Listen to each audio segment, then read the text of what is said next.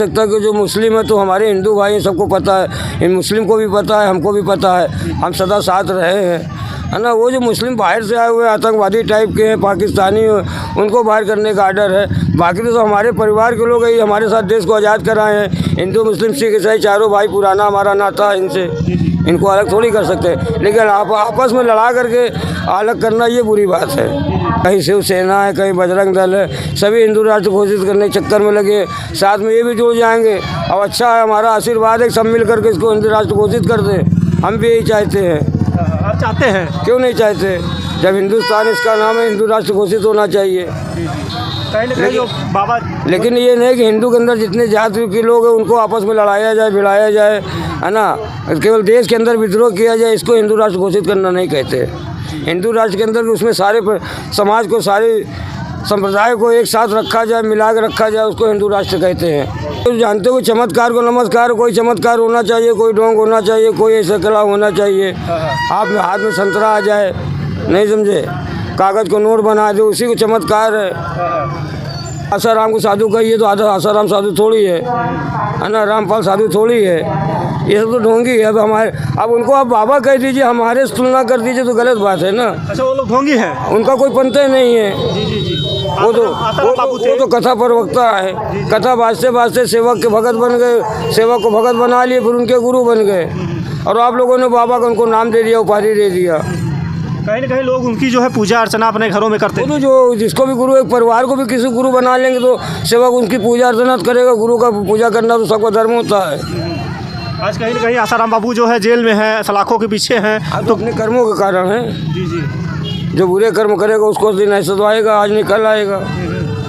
मतलब जिस तरीके से आप बाबा देखे हैं कि बाबा को जो है बदनाम पूरे बाबा को कर दिए थे। उनके बदनाम करने से बाबा बदनाम नहीं होते। ऐसा नहीं है कि सबके पास, जैसे हम बता रहे, उनके पास वैसा ज्ञान, उनको भी पता है कि किसी पंथ के नहीं, कोई साधु नहीं है ना। ये कथा प्रवक्ता है, पर कथावाचक है, सबको पता। ऐसा नहीं है कि सारे बाबा बदनाम हो जाएंगे। अगर सारे बाबा बदनाम हो जाते, सारे बाबा कोई मानता नहीं। काला कपड़ा पहन लेते हैं, सुअर गाय भैंस की हड्डी लपेट लेते हैं, पब्लिक को जटा तोड़ के दिखाते, पब्लिक डर जाती है। लेकिन साधु कभी ऐसा नहीं करता। साधु किसी को डराता नहीं। साधु तो देव रूपी होता है, उसके दर्शन से लोगों को सुख मिलता है। वो तो हर के दुख दर्द को हर लेता है, हर की समस्या को हरता है। और वो जो होते वो अघोरी होते हैं, वो ऐसे घूमने वाले, उनका गांव होता है, उस गांव में रहते, फिर वेशभूषा बदल के आते, खाते कमाते निकल जाते, वो लोगों को डराते, भयभीत करते हैं। वो हमको देख के भाग जाते हैं। अच्छा, आपको देख के भाग जाते हैं? हाँ, वो हमारे सामने नहीं खड़े होंगे। कहते हैं कि जो है अगर पैसा नहीं दोगे मैं श्राप दे दूंगा, तहस नहस हो जाएगा। वो हमारे सामने नहीं आएंगे। हमारे सामने आएंगे तो पिटेंगे, वो बिना पिटे नहीं जाएंगे। और अघोरी बाबा जो होते हैं वो श्राप दे देते हैं क्या? नहीं, अघोरी बाबा वो दूसरे होते हैं भाई, बता तो रहे, वो पारिवारिक होते हैं। वो पब्लिक को दिन भर खाते कमाते, शाम को जाके दारू पी के सोते हो। कोई साधु थोड़ी होते हैं। साधु नहीं होते हैं? नहीं, वो ऐसे हवा पी के रहते हैं। हवा भी जीवित है, निर्भर है। ऐसा नहीं है। ये पंचतत्व तो शरीर बनी है, पंचतत्व से आदमी जीवित भी रह सकता है, लेकिन शरीर को डालना पड़ता है ना। सुना तो आज से कई साल पहले नागराज बाबा आए तो सुना था आपने किसी ने? जी। आज उनका आता पता नहीं। वो छड़ी मारते थे तो लूला लंगड़ा भी सही होकर दौड़ने लगता था। काले कमल बाबा, बाले बाबा। नहीं, नागराज बाबा आए थे इधर, ये सिराथू साइड में कहीं आए थे ना। सिराथू साइड में आए थे। हाँ जी। लोग उनकी भी तस्वीर लगा घरों में पूजा करने लग गए थे। पूरा देश उनकी तरफ दौड़ गया था।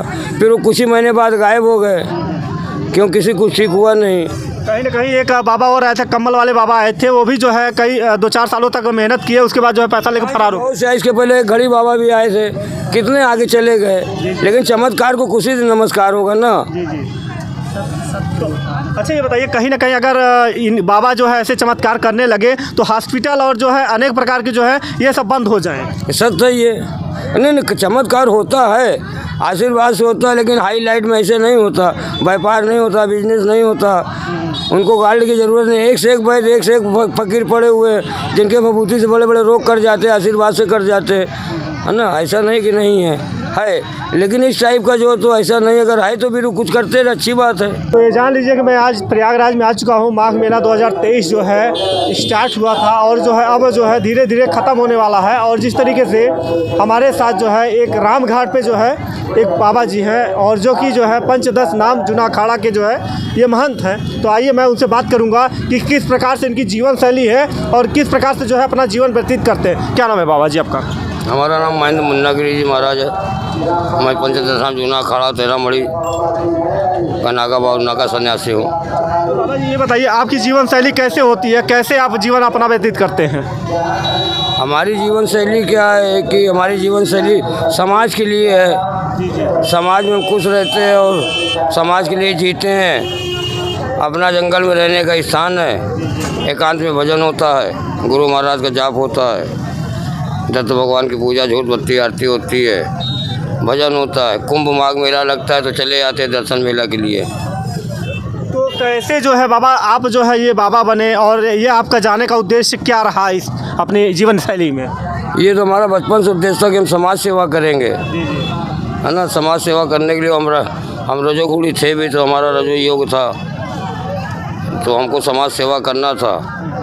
और हमने सोचा कि संत जीवन में समाज सेवा हो सकती है, जहाँ मोह माया से त्याग हो जाएगा।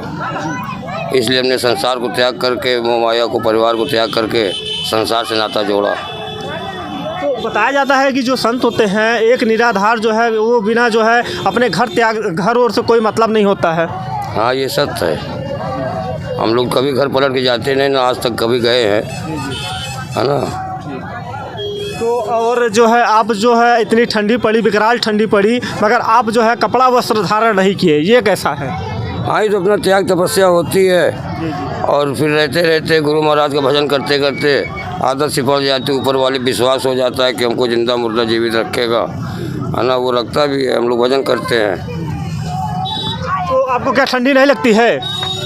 ठंडी लगती है, लेकिन सहन करने की क्षमता भी ऊपर वाला देता है। ठंडी लगती है जैसे जानवर को लगती है, पशु पक्षी को लगती है, जीव जंतु को लगती है, तो वो भी सहन करते हैं। उनके पास भी वस्त्र नहीं होता, उसी तरह जीवन को समझ करके कि हम ये जीव जंतु पशु पक्षी हैं, इस तरीके से अपने जीवन को निर्वाह करते हैं। अच्छा बाबा जी ये बताइए कि आप जो है अपने शरीर पे जो है ये सफ़ेद रंग का जो है ये क्या लगाते हैं आप?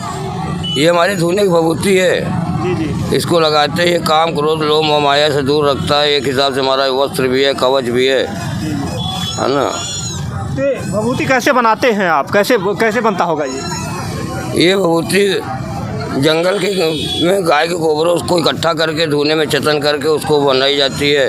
फिर उसको जो धुली जाती है, फिर उसको सुखाया जाता है, फिर दूध में शाम को सान कर उसको गोला बनाया जाता है, फिर उसका पूजन होता है, फिर इसको लगाया जाता है। तो दिन भर में कितनी बार लगाते हैं? ये 2 समय लगाई जाती है, सुबह और शाम। सुबह 4 बजे स्नान करके, शाम को 4 बजे स्नान करने के बाद। तो अच्छा ये बताइए जो जटा पहने हैं आपका, ये जो बाल इतने बड़े बड़े विकराल बाल हैं, तो ये कैसे आपका ये इतना बड़ा बाल हुआ? कुछ नहीं, भजन करते करते तेल साबुन लगता नहीं, भगवान का भजन होता है, तो कभी शीशा कंघी इसमें कुछ इस्तेमाल होता नहीं, अपने आप जटा बन जाती है।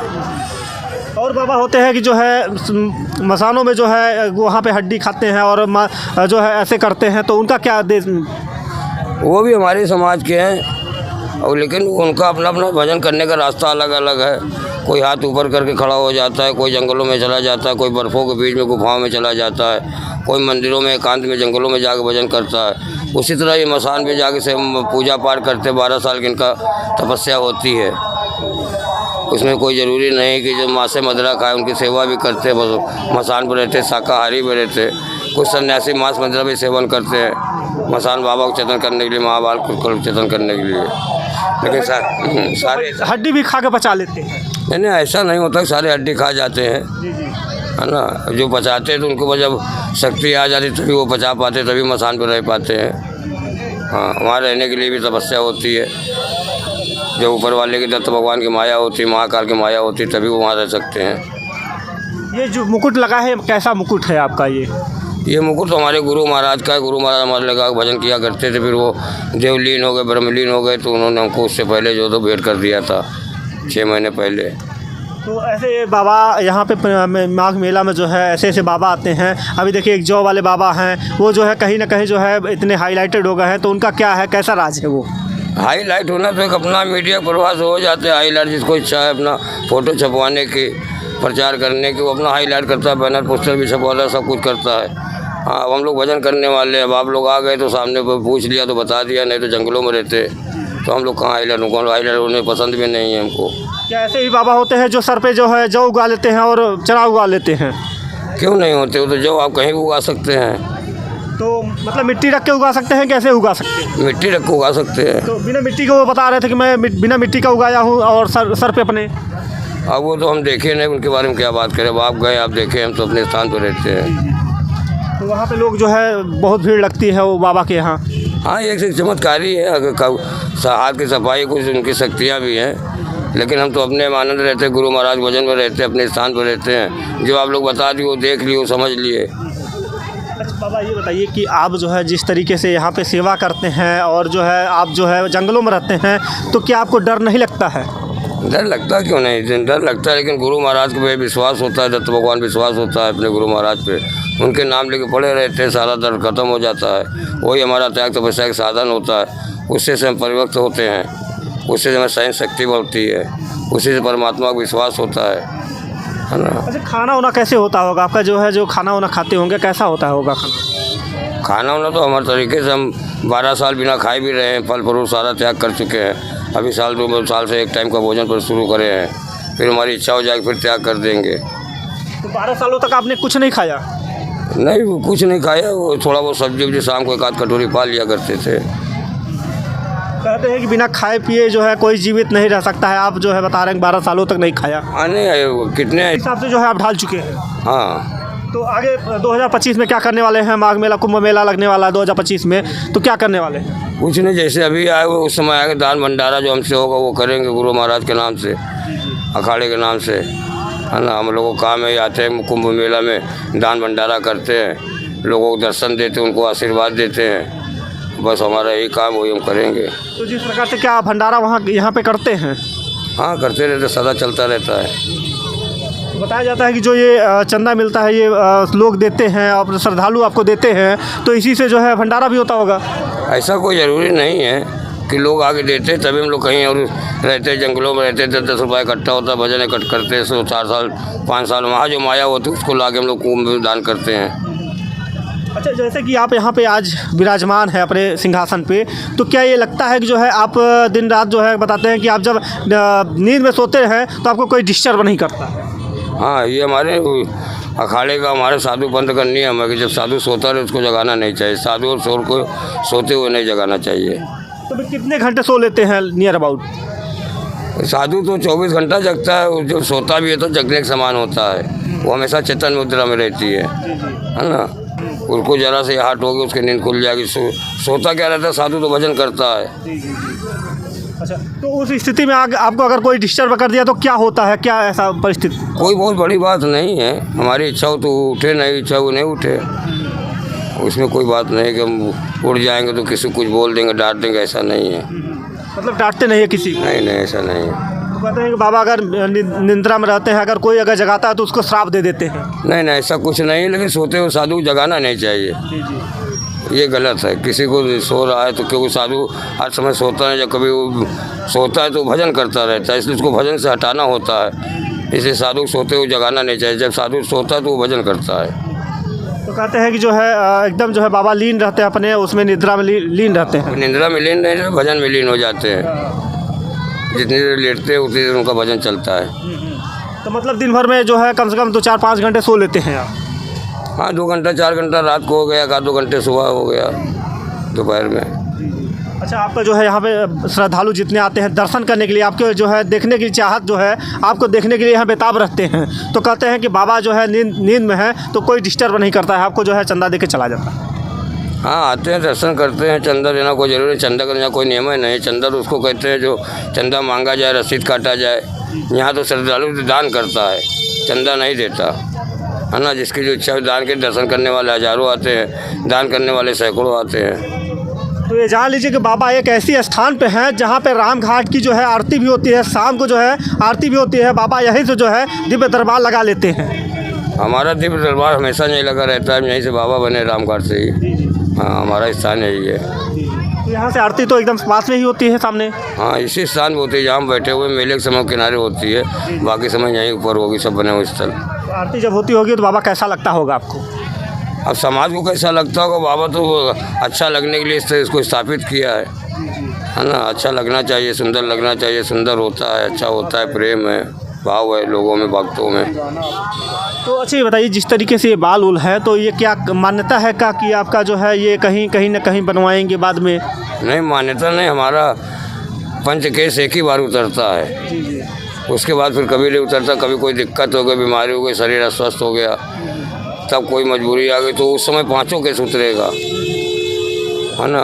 जब उतरेगा पूरा उतरेगा, नहीं बीच में इसमें कैंची और कंघी नहीं लगाई जाती है। नहीं लगाई जाती है? नहीं, ऐसा नियम है। बाबा ये बताइए, जिस तरीके से अगर आपके साथी की अगर कोई भी दुर्घटना हो जाती है, कई कारण जो है उसकी डेथ हो जाती है, तो कैसे उसको मतलब वो करते दफनाते होंगे? कौन हमारा भेग भगवान गुरु भाई होता है, हमारा समाज होता है। साथी कौन होता है? साथी तो गुरु महाराज होता है। हाँ, तो जैसे अगर ख़त्म हो जाता है तो उसको जो है इसकी खत्म हो जाता है, कोई साधु खत्म होगा, साधु खत्म नहीं तो ब्रह्मलीन होता है, उसकी समाधि लगाई जाती है। समाधि लगाई जाती है। हाँ, तो ये जान लीजिए कि ये रहा बाबा का जो है पूरा परिचय। और जिस तरीके से देख सकते हैं कि बाबा जो तो हम बचपन से ही जान रहे हैं। हम यहाँ अपने पिता की गोद में आते थे, फिर कंटिन्यू गंगा स्नान करते थे, फिर 20, 22, 25 साल की उम्र में हम बाबा बन गए, और तब से हम हर साल हम पौनी अमावस के दिन जरूर आते हैं। इस समय हम महीनों उम्र बीत गया, और ये आरती स्थापित भी हमारे कारण की हुई है, हम लोगों ने इसको स्थापना की है। यहाँ कम से कम 20 साल हो गए। अच्छा, ये कोई स्थान बनाया गया है कि ऐसे ही रहते हैं? ये हम लोगों के हाथ का बनाया हुआ है, राम घाट हम लोगों के नाम से। राम घाट तो जाना जाता था, लेकिन आरती स्थापित हम लोगों के कारण हुई है। हमारे एक बुजुर्ग हुआ करते साथ में, वो विनोद चंद दुबे उनको कहते थे, हम लोग उनके साथ बुजुर्ग थे, अधिकारी भी तो उनके साथ स्नान करते थे। उन्होंने हमको प्रेरणा दिया कि आप लोग स्नान करते हो तो आरती भी स्थापित करो। आरती स्थापित किया, फिर भजन करते करते साधु बनने की इच्छा हो गई, जो बचपन से ही थी। तो यहाँ साथी संगियों ने कहा कि बाबा भी हमारे अखाड़े में एक होना चाहिए। तो उन्होंने जब कहा तो हमको तैयार कर दिया। हम जब निकले भजन भाव करके बाबा बन के, इनको लोगों को लगा बाबा हमारा बढ़िया बना, तो ये हमारी सेवा आज भी करते उसी तरीके से। अच्छा, और बाबा होते हैं कि जो है शराब के नशे में जो है धुत होकर जो है लोगों को जो है पैसा ऐंठने का काम करते हैं, और बाबा होते हैं? वो बाबा नहीं है, वो तो समाज में ऐसे लोग खाने कमाने वाले हैं, वेशभूषा धारण कर लेते हैं, मेला लगता है, लोगों को बेवकूफ़ बनाते हैं, अघोरी पंथ के बन के जाते हैं, जो है बदनाम करते हैं कहीं ना कहीं। अच्छा बाबा, एक चीज़ और हम आपसे पूछना चाहेंगे। जिस तरीके से देखा जाए कि मध्य प्रदेश के छतरपुर ज़िले में बागेश्वर धीरेन्द्र शास्त्री वहाँ के पीठाधीश्वर हैं, तो अभी जो है कहीं ना कहीं चर्चा में आ गए हैं, कह रहे हैं कि जो है आप लोग हमारा सपोर्ट करिए, हम जो है हिंदू राष्ट्र बना देंगे। क्या ये हो सकता है? ये तो समाज समझे क्या कह रहे हो, आप लोग समझिए। मीडिया है, आपकी जिम्मेदारी है, कौन क्या है, किसके अंदर कितनी हकीकत, कितनी सच्चाई है, हम किसी की निंदा नहीं कर सकते। जो होगा वो सामने दूध के दूध, पानी का पानी हो जाएगा।